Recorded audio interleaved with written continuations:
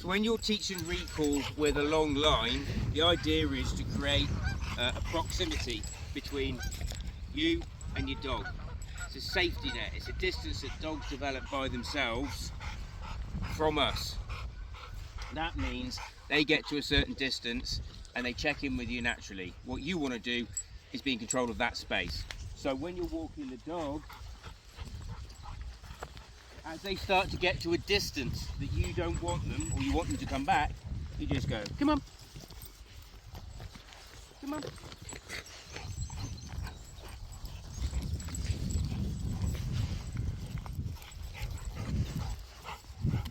Now, Barney's obviously already trained, but the idea is that this distance, he stays with me.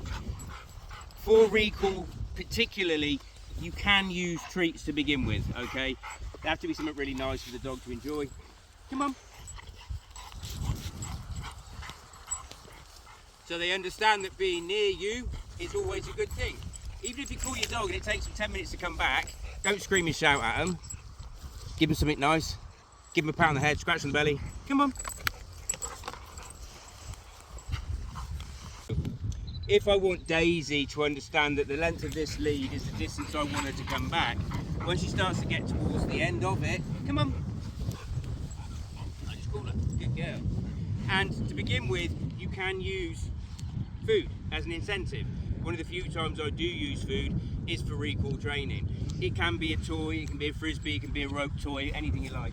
Now, once they realise that spatial distance from you, they'll walk with you. Okay, so you haven't got to keep worrying about putting pressure on the lead. The length of this you can build up and up and up and up and up, 10 metres, 20 metres, 30 metres and so on.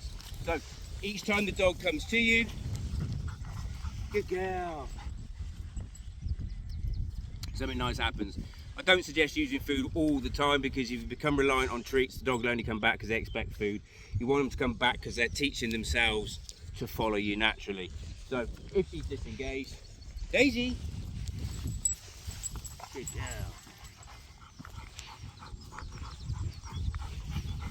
So she doesn't have to walk with me in the middle of an open field on a lead, but she is.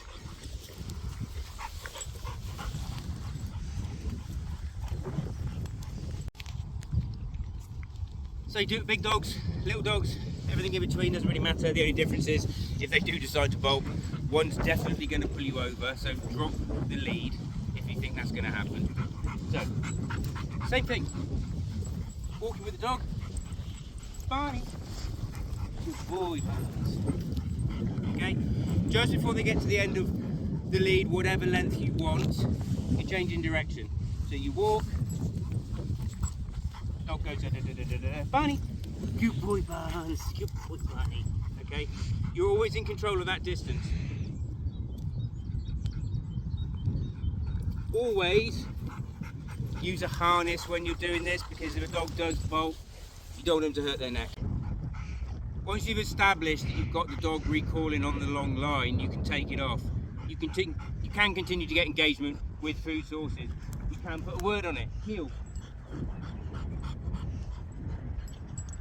As the dog walks with you, I would say, Daisy, heel, heel, heel,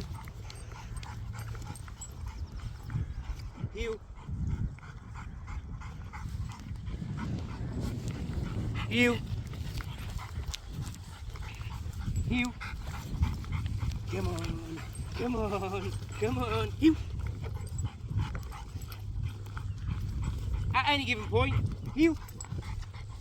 Oh, good girl. Oh, you know that sound. Spin. Right, and they get a reward. So, the point is engagement all the time. If you're excited, then they stay around you, right? I don't want a dog stuck to me like glue all around a big open field. I want them to run around, but I do want them to come when I call. So the important thing is to put in the hard work first, and pays dividends in the long run. So when you want to go to busy populated areas, people get a little bit nervous with Daisy running around in the park, and I usually end up getting verbal abuse at some point, so we'll do it in an open field for convenience. But You get the idea.